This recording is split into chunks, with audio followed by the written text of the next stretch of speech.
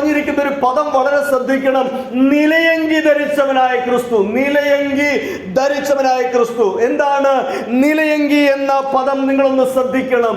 നിലയങ്കിക്ക് Greek ഭാഷയിൽ പൊഡിറോസ് എന്ന പദമാണ് ഉപയോഗിച്ചിരിക്കുന്നത്. പൊഡിറോസ്. ഈ പദത്തിന്റെ പ്രത്യേകത എന്ന് പറഞ്ഞാൽ പഴയ നിയമത്തിലെ മഹാപുരോഹിതന്മാരുടെ വസ്ത്രത്തെ കുറിച്ച് സൂചിപ്പിക്കുന്ന ഇടത്തെല്ലാം പൊഡിറോസ് എന്ന പദം ഇവിടെ നിലയങ്കി എന്ന പദം രേഖപ്പെടുത്തിയിരിക്കുക എന്ന് പറഞ്ഞാൽ പഴയ നിയമത്തിലെ മഹാപുരോഹിതന്റെ വസ്ത്രത്തെ കുറിച്ച് സൂചിപ്പിക്കുന്ന ഭാഗത്തെല്ലാം ഈ നിലയങ്കി അഥവാ പൊഡിറോസ് എന്ന പദം രേഖപ്പെടുത്തിയിരിക്കുകയാണ്.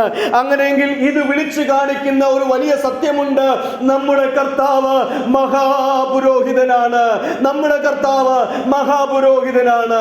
ഇനി അടുത്തൊരു ഭാഗത്തേക്ക് വരുമ്പോൾ ഈ പൊഡിറോസ് അഥവാ നിലയങ്കി എന്ന് പറയുന്ന ഈ വസ്ത്രത്തെ കുറിച്ച് മറ്റൊരു ഭാഗത്ത് പറഞ്ഞിരിക്കുന്നു.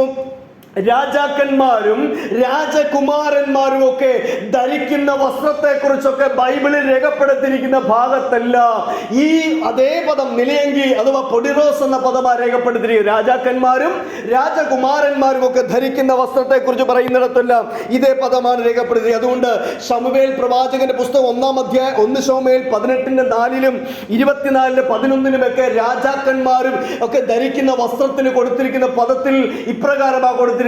പൊഡിറോസ് എന്ന പദമാണ്. അങ്ങനെയെങ്കിൽ നമുക്കിവിടെ പറയുവാൻ കഴിയുന്നുണ്ട്, ഉയർത്തെഴുന്നേറ്റ് പ്രത്യക്ഷമായിരിക്കുന്ന നമ്മുടെ കർത്താവ് രാജാതിരാജാവാണെന്ന് ഈ നിലയങ്കി ധരിച്ചതിലൂടെ നമ്മെ വ്യക്തമാക്കുകയാണ്. ഒന്ന്, നമ്മുടെ കർത്താവ് മഹാപുരോഹിതനാണ് തെളിയിക്കുകയാണ് ഈ നിലയങ്കി. രണ്ടാമതായിട്ട് അങ്ങ് രാജാതിരാജാവാണെന്ന് ഈ നിലയങ്കി ധരിക്കുന്നതിലൂടെ നമ്മെ കാണിക്കുകയാണ്. ഇനി മൂന്നാമതായിട്ട് നമ്മൾ ചിന്തിക്കുമ്പോൾ ദൂതന്മാരും അഥവാ ദൂതറിയിക്കുന്ന പ്രവാചകന്മാരൊക്കെ ധരിക്കുന്നതായ വസ്ത്രത്തെ കുറിച്ച് വിശുദ്ധ ബൈബിളിൽ രേഖപ്പെടുത്തുന്ന ഭാഗത്തെല്ലാം പൊഡിറോസ് എന്ന പദമാണ് രേഖപ്പെടുത്തിയിരിക്കുന്നത്. അത് ദാനിയേൽ പ്രവചനത്തിലാണ് 10-ാം അധ്യായം 5-ാമത്തെ വാക്യത്തിൽ ദൂതറിയിക്കുന്ന ദൂതന്മാരുടെയും പ്രവാചകന്മാരുടെയും വസ്ത്രത്തെ കുറിച്ച് പറയുമ്പോഴും ഇതേ പദമാണ് ഉപയോഗിച്ചിരിക്കുന്നത്. അതുകൊണ്ട് നമുക്ക് പറയാം, നമ്മുടെ കർത്താവ് ഒരു പ്രവാചകനാണ്. Praise the Lord, hallelujah. ഇനി നോക്കിക്കാട്ടെ, നമ്മുടെ കർത്താവിന്റെ ഈ നിലയങ്കി ധരിച്ച് പ്രത്യക്ഷമായ നമ്മുടെ കർത്താവിന്റെ ഈ നിലയങ്കി ധരിച്ച ഈ ഒരു പ്രത്യേക വേഷവിധാനം എന്തിനെ കാണിക്കുന്നു എന്ന് ചോദിച്ചാൽ, ഒന്ന്, അങ്ങ് മഹാപുരോഹിതനാണെന്ന് കാണിക്കുന്നു.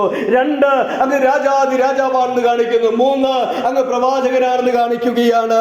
അങ്ങനെയെങ്കിൽ നമ്മുടെ കർത്താവ് ഈ ഭൂമിയിലായിരുന്ന സമയത്ത് അങ്ങൊരു പ്രവാചകനായിരുന്നു.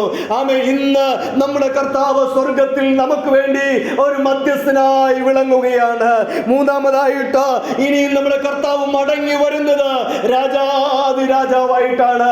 അങ്ങനെയെങ്കിൽ ഇന്ന് പകൽ നമുക്ക് നന്ദിയോടെ കർത്താവിനെ സ്തുതിക്കാം.